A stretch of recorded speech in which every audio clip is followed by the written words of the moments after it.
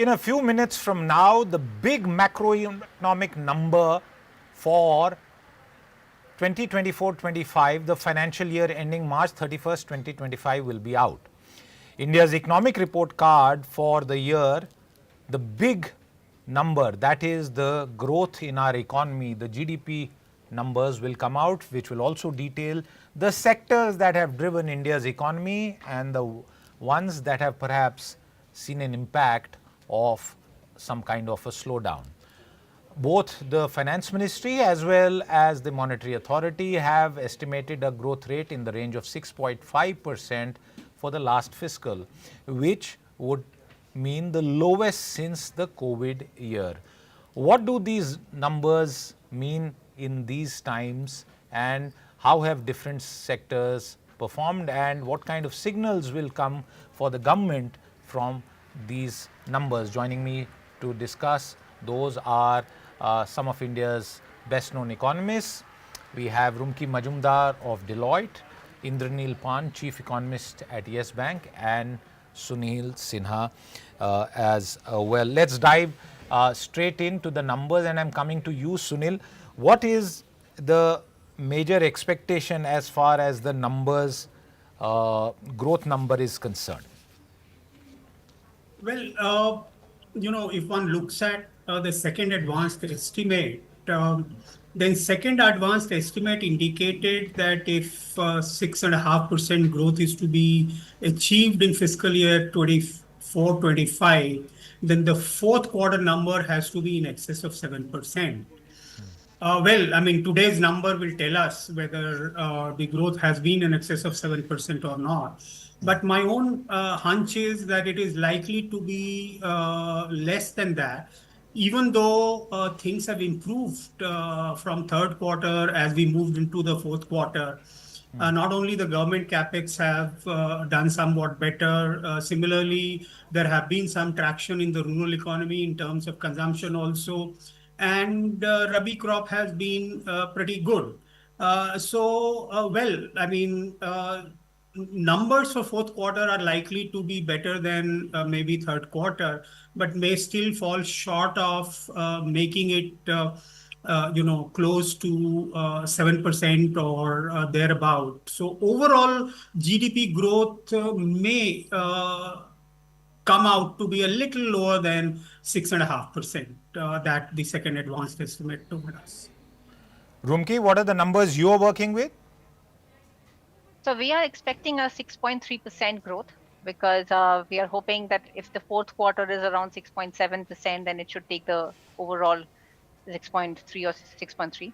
But yeah, every time we have discussed this, we have seen a positive surprise. I won't be surprised because the fourth quarter numbers, at least the high frequency numbers, did point to quite a bit of a buoyancy and rebound. So hoping for the best. Let's see if our estimates are right, or probably even the numbers come out to be better. Let's bring up the expectations on the screen. Various research houses and brokerages have put out their expectations, that you can see both the fourth quarter as well as the full year number on air. So you can see the range from 6% by Nirmal Bang right up till 6.7% by Nomura. For the full year, 6 to 6.4%. And in fact, ICICI Securities is talking about fourth quarter, as well as Barclays and ICRA as well, and Bank of Baroda for almost 7%. Bank of Baroda, of course, a range figure. So clearly, these are the expectations, viewers. But as Sunil was explaining, Sunil, in terms of the key contributors to our growth, what is your sense? Which sector, including agriculture perhaps specifically, do you see performing well? The way the Rabi crop has turned out, and as we all know now, that the overall, the grain production has touched record level. So all of that augurs well for the economy. And I guess, in terms of sectors, if one were to analyze, from where we saw the economy moving in third quarter, then my own sense is that industry probably would remain where it was. So I don't see any uptick in industry, but some bit of traction would be visible in agriculture and services, which certainly would add to the overall growth process. But as I said earlier, that may still be somewhat shorter than overall expectation of fourth quarter GDP reaching close to 7%. So net, it may still fall short of 6.5%. Indranil Pan is also now with us. Indranil, your expectations for the numbers that are set to be released very, very shortly. So Q4 GDP, we are looking at around 7.1%. India, January-March GDP growth at 7.4%. Breaking news, 7.4% for the fourth quarter. That's the number we have. 7.4% very clearly. A number that versus the same quarter previous year, which was 8.4%. So breaking news on your screens, viewers. The government has left the FY25 GDP growth estimate unchanged at 6.5%, fourth quarter at 7.4%. Those are the two big numbers that I want to bring up on the screen. As you can see, GVA growth for FY25 at 6.4%. The comparable number was 8.6% for the previous financial year. So Q4 at 7.4%. Nominal GDP growth estimate has been lowered for FY25 to 9.8, lowered marginally actually from 9.9%. So we have the top line numbers. I'll go to my guests for their quick reactions. Indranil, to you first. What's your response to the numbers that you've been hearing? So, as I said, we were looking at a divergence, a significant divergence between the GDP and the GVA. Our number was a 7.1 on the GDP. So that has come at 7.4%, but it is still weaker than the imputed number of 7.6% that we were anticipating, given the second advance estimate that we had got. On the GVA side, we will sort of need to understand our GVA number was 6.4%, that has come at 6.8%. So my guess would be that the pull has been more from the services side. We have the numbers, Indranil. In fact, I can give you the breakup now. Agriculture sector growth at 5.4%. This is fourth quarter versus 0.9%. 5.4 versus 0.9. This is the farming sector that I'm talking about. Mining sector growth at 2.5 versus 0.8%.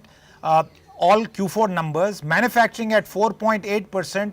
Very sharp fall from 11.3% a year ago.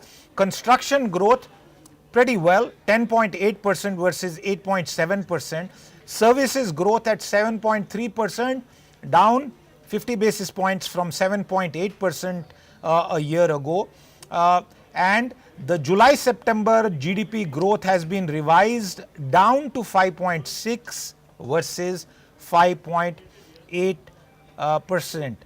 So very clearly these numbers, right, available for us. July-September GDP growth revised to 5.6. In fact, October-December GDP growth has been revised to 6.4% versus 6.2% earlier. Sunil, you want to quickly talk about these numbers before I add some more to the mix?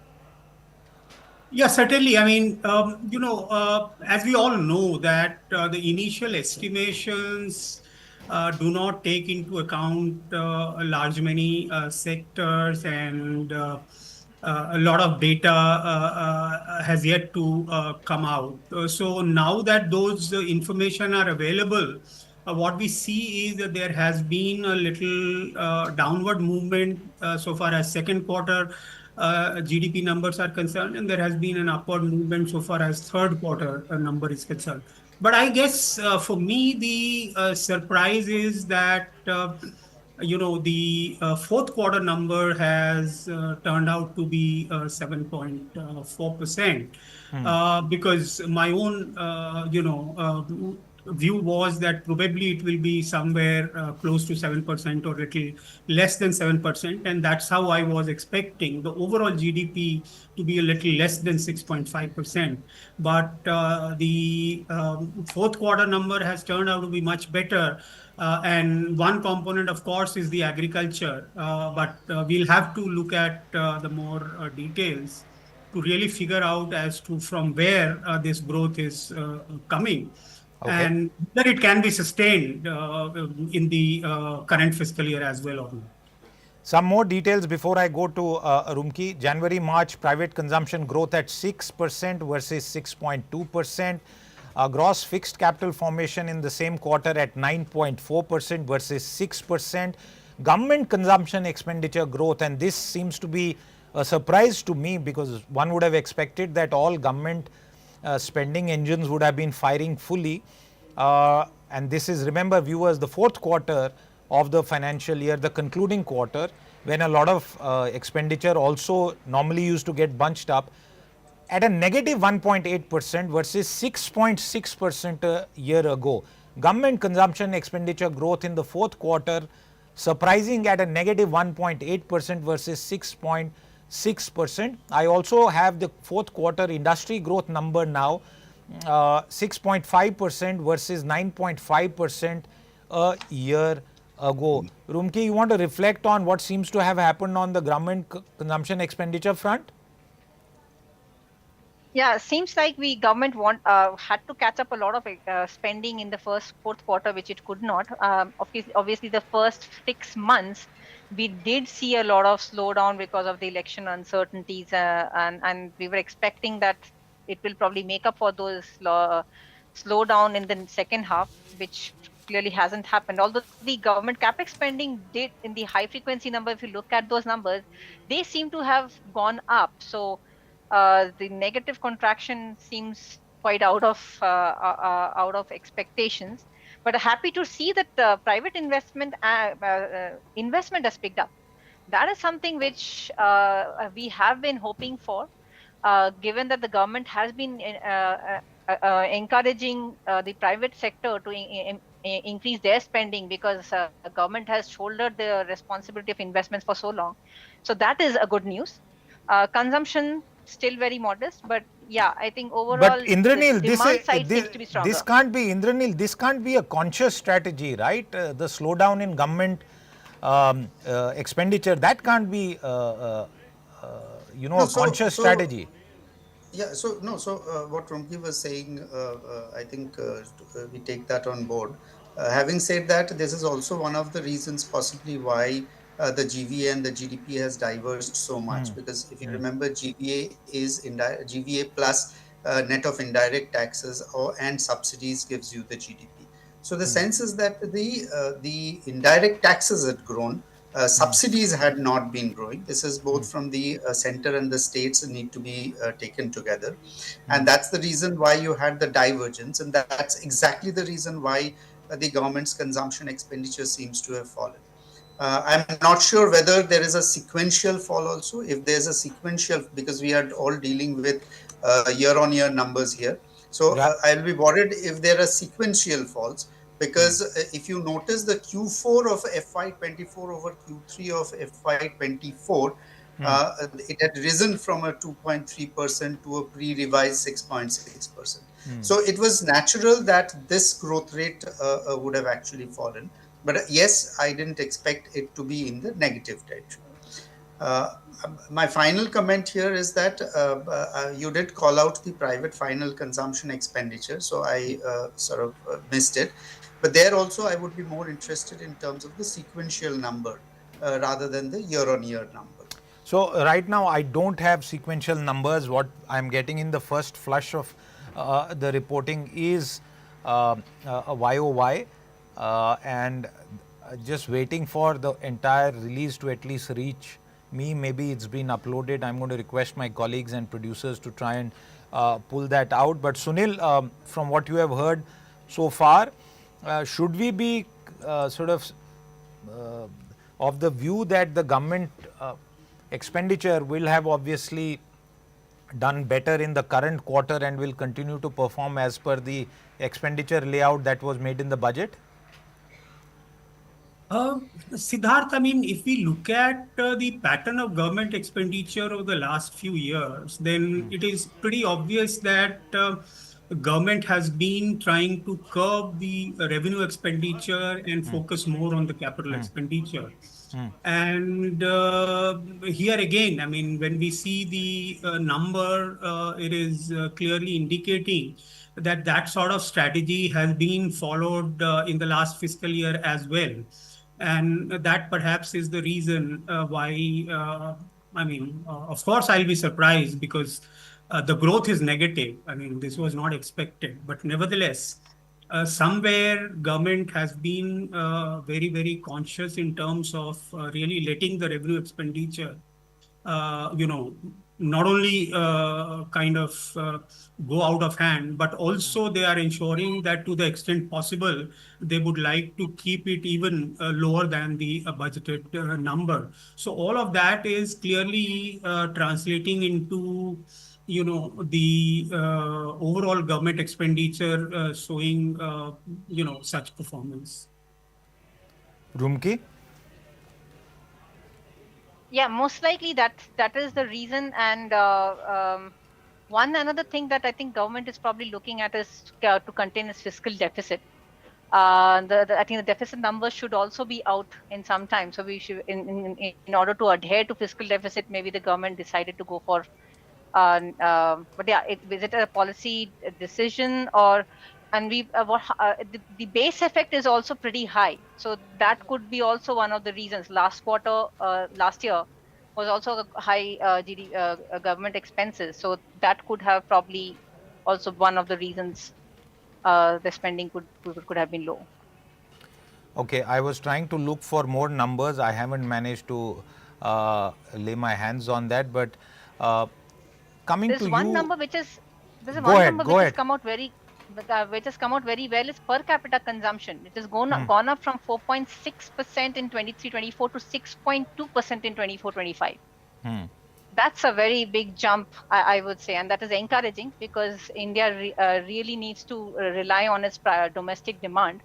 And if per capita consumption is going up, clearly at the time when there is global uncertainty, this really gives the fact that India can rely on its domestic demand to deal with the uncertainties that's coming its way.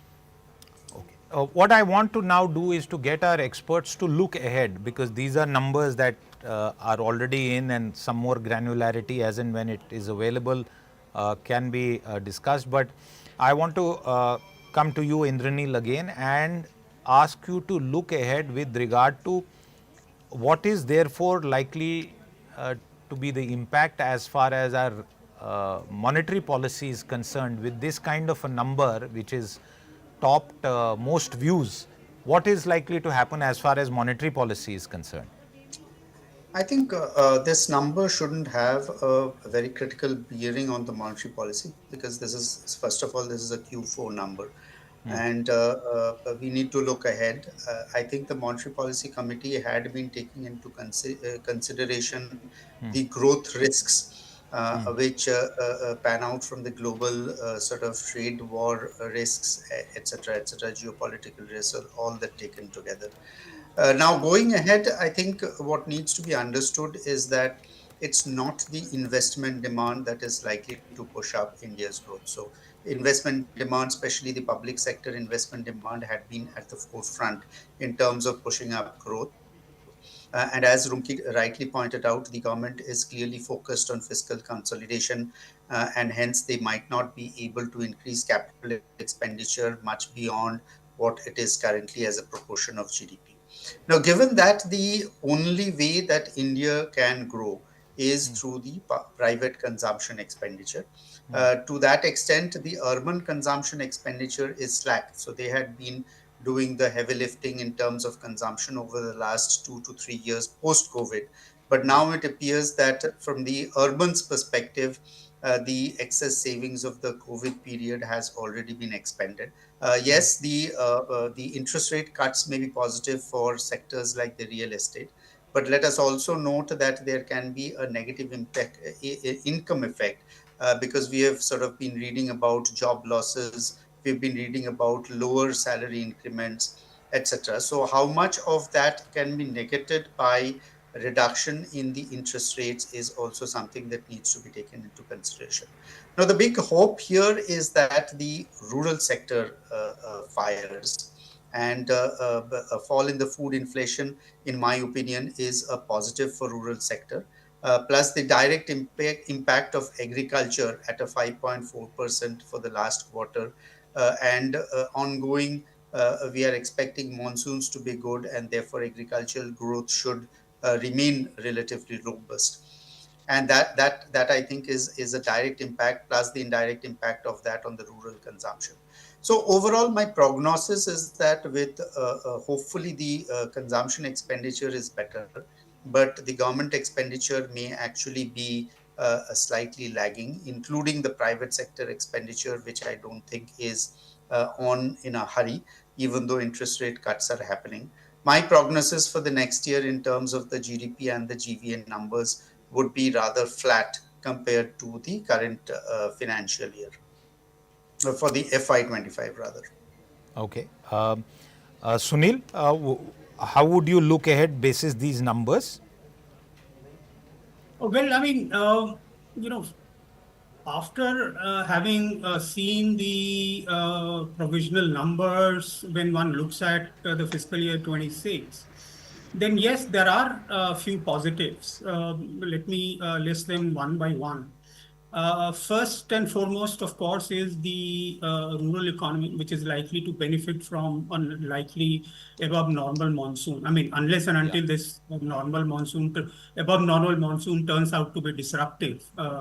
I think, so you have, two good crop season, the Kharif as well as Rabi in the previous fiscal. And if one can have another two in the current fiscal, that means for a good harvesting of crop would give a fair amount of leeway to the rural household to undertake consumption. So that's a big positive, which has been languishing for some time. Even though there are indications that the urban consumption is somewhat, flattening. But yes, the inflation coming down can still have some positive impact on urban consumption.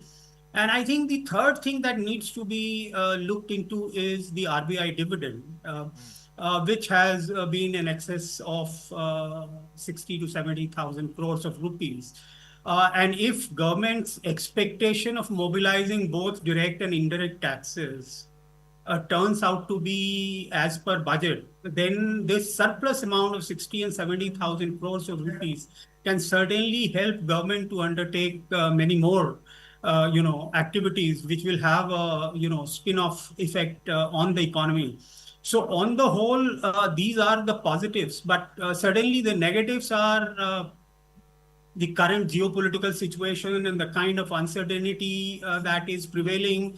And the latest IIP numbers are again showing that the industry or manufacturing sectors, is not doing well. And if this uncertainty continues, then one really doesn't know how the external sector would behave and what will effectively happen to the Indian exports, especially the merchandise exports. So these are some of the negatives. But net, again, I would tend to agree with Indranil that even I don't see any upside to the overall GDP growth in current fiscal year. It'll come out more or less in the vicinity of 6.5%. Okay. Rumki, a broader point that some of the tariff related uncertainty that had clouded,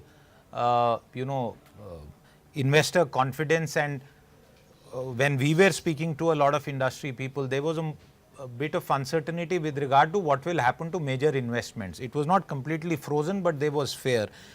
That seems to have dissipated. And with the latest legal ruling, many market participants believe that the tariffs may not have the same negative impact. Do you buy into that view, and would it be fair to raise the point that perhaps the worst of the tariff related uncertainty is behind us and India might be in a positive position if we sign some sort of early harvest or first phase deal with the US very soon? So Siddharth, I believe that we are already in a positive footing that way. We have started negotiating with the US on the deal.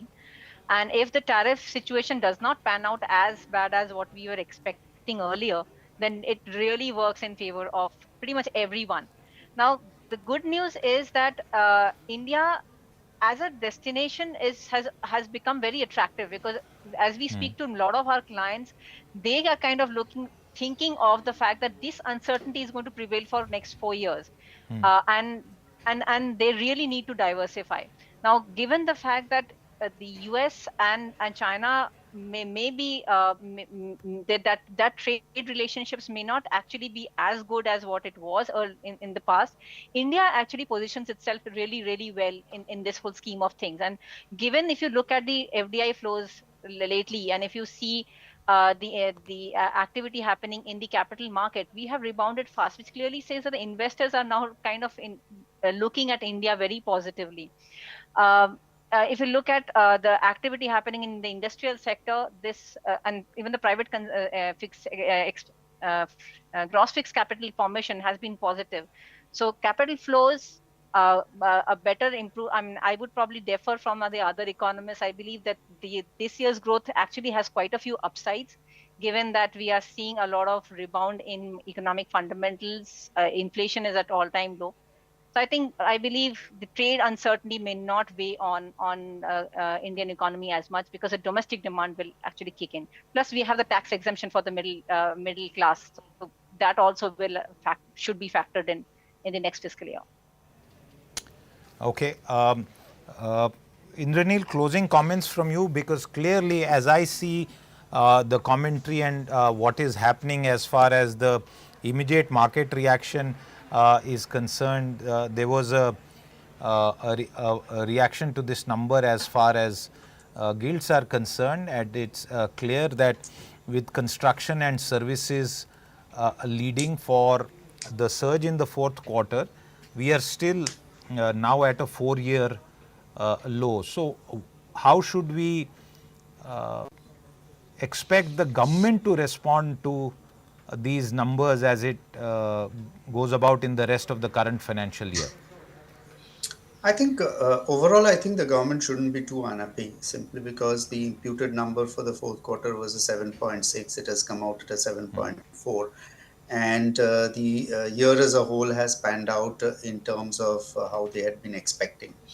Now, obviously, as Rumki was pointing out, the China plus one strategy, interest of other people. But unfortunately, in my opinion, the interest remains at interest only. The China 1+1 strategy has not really worked out for India. And we thought that reduction in the tax rates, corporate tax rates to ASEAN levels would help. But there are a lot of other impediments in terms of port turnaround times, electricity costs being on the higher side. You still need a significant number of papers to move before you get sort of permission to set up industry. So all those issues needs to be sorted. Ease of doing business, we have stopped hearing about it.